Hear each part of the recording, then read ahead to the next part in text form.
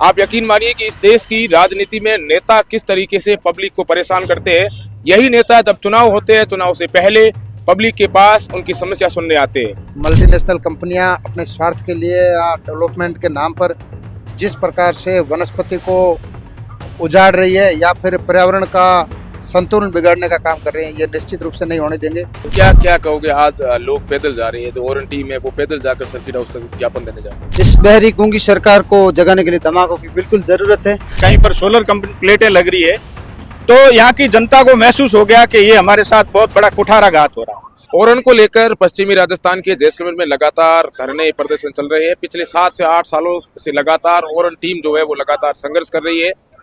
गत दिनों एक आक्रोश रैली का भी आयोजन हुआ, उसमें ज्यादा सरकार संवेदनशील नहीं दिखी। अब बताया यह जा रहा है कि आगामी 16 अक्टूबर को बहुत बड़ा महाआंदोलन है वो किया जाना प्रस्तावित है। हमारे साथ कई पर्यावरण प्रेमी है, हिंदुवादी नेता लालू सिंह सोढा है, उनसे हम जानेंगे क्योंकि वो भी लगातार इस धरने में शामिल है। लालू सिंह जी, क्या कहोगे?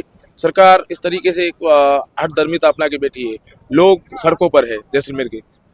देखिए, ओरन का विषय बहुत संवेदनशील विषय है और इस धरती को बचाने के लिए हमारे पूर्वजों ने अपने सर कटा करके इस धरती का एक एक कण है वो हमारे पूर्वजों के रक्त से सींचा हुआ एक एक कण है। इसलिए हमारे पूर्वजों ने जिस प्रकार से बलिदान देकर के इसको सुरक्षित किया है, आज जिस प्रकार से मल्टीनेशनल कंपनियां आकर के इस गोचर, ओरण या फिर गायों की जो धरती है, गाय के लिए सुरक्षित रखी थी पूर्वजों ने। जिस ओरण के अंदर हम सूखी लकड़ी को काट करके उसको जलाया नहीं करते थे, वह सारी की सारी ओरण बर्बाद हो रही है।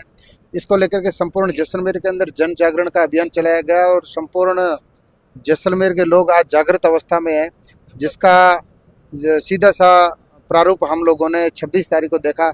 साधु महात्माओं के नेतृत्व के अंदर जैसलमेर के अंदर जिस प्रकार से संपूर्ण जैसलमेर सड़कों पर आया और उन्होंने एक हुंकार भरी कि हम निश्चित रूप से ये ओरण जिसको मल्टीनेशनल कंपनियां अपने स्वार्थ के लिए या डेवलपमेंट के नाम पर जिस प्रकार से वनस्पति को उजाड़ रही है या फिर पर्यावरण का संतुलन बिगाड़ने का काम कर रहे हैं, ये निश्चित रूप से नहीं होने देंगे।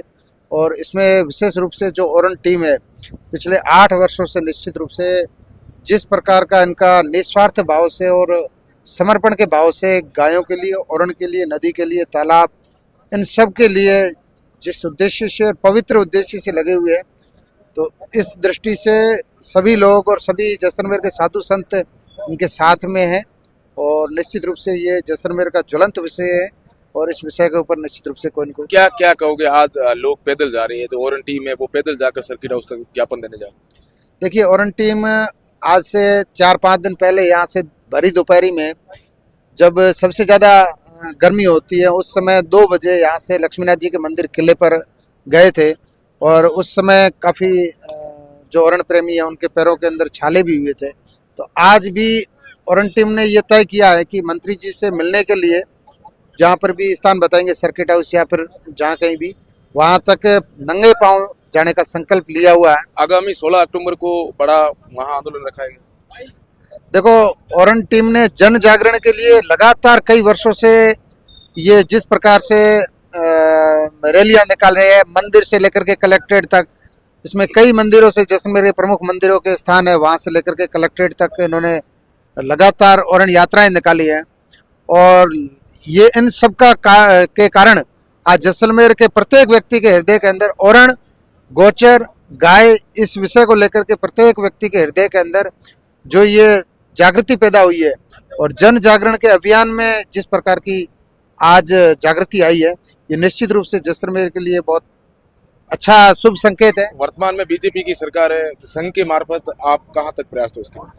देखिए, सरकार बीजेपी की है और हम जिस संगठन में काम करते हैं उसका मुख्य उद्देश्य है कि पर्यावरण संरक्षण हमारा प्रमुख पंच तत्व के अंदर, पंच परिवर्तन के अंदर ये मुख्य भूमिका में रहता है कि पर्यावरण के संरक्षण के लिए निरंतर प्रयास करते रहते हैं और हम निश्चित रूप से ओरन टीम जिस प्रकार का निर्णय लेगी तो हमारे पूरे संगठन ओरन टीम के साथ में कंधे से कंधा मिला करके ओरन टीम के साथ में गाय के लिए, गोचर के लिए, ओरन के लिए, इस प्रकार से हम निश्चित रूप से इनके साथ हैं। बिल्कुल, ये थे हिंदुवादी नेता लालू सिंह सोढा। और भी लोग हैं। अमर सिंह जी, लगातार कई दिनों से संघर्ष कर रहे हो, क्या कहना चाहोगे? बिल्कुल भाई साहब, आज 19वां दिन धरना जारी है इस बहरी गूंगी सरकार को जगाने के लिए धमाकों की बिल्कुल ज़रूरत है। लेकिन ये मेरे भाई सुमेर सिंह सौता और भाई भोपाल सिंह जलोड़ा, इनकी पिछले 6 सालों से ये बहुत प्रयास कर रहे हैं, नंगे पांव घूम रहे हैं, नंगे पांव मंदिरों में यात्रा कर रहे हैं, तो सफलता निश्चित है। आपको नहीं लगता आज गजेंद्र सिंह शेखावत को यहाँ आना चाहिए, जबकि यहाँ के लोग वहाँ पैदल जा रहे हैं? बिल्कुल, मेरा तो ये स्वभाव है कि उनको यहाँ पे आना चाहिए, लेकिन वो अभी मंत्री है, उनकी सत्ता है, तो सत्ताधारी उनको बुला रहे हैं, तो निश्चित तौर पे ये नंगे पांव हम सब मिलके जा रहे हैं, तपस्या करेंगे तभी फल मिलेगा। बिल्कुल, आप देखिए कि लगातार 20 दिनों से धरना जारी है। सरकार जो है वो लगातार बहरी होती जा रही है, क्योंकि इस तरीके से पहली बार देखा जा रहा है कि किसी जगह पर ओरण को बचाने को लेकर लोग घरों से बाहर निकलकर यहाँ पर बैठे। और भी कुछ लोग हैं हमारे साथ, उनसे हम जानेंगे क्या कहना चाहोगे। लगातार 20 दिनों से लोग हैं निस्वार्थ भाव से संघर्ष कर रहे हैं, धरने पर बैठे रहे, आखिर सरकार नहीं सुन रही है। ये वही लोग हैं जिन्होंने इस सरकार को चुना था। आपकी बात बिल्कुल सही है कि हमने यहाँ अच्छे बहुमत के साथ डबल इंजन की सरकार बनाई। ओरण का जहाँ तक सवाल है कि ओरण जो शब्द है, जिसको हम आण भी कहते हैं, ये ओरण आज का शब्द नहीं है। अगर कोई ये समझे कि कंपनियों के आने के बाद ये कोई गढ़ा जा रहा है, ऐसा नहीं है।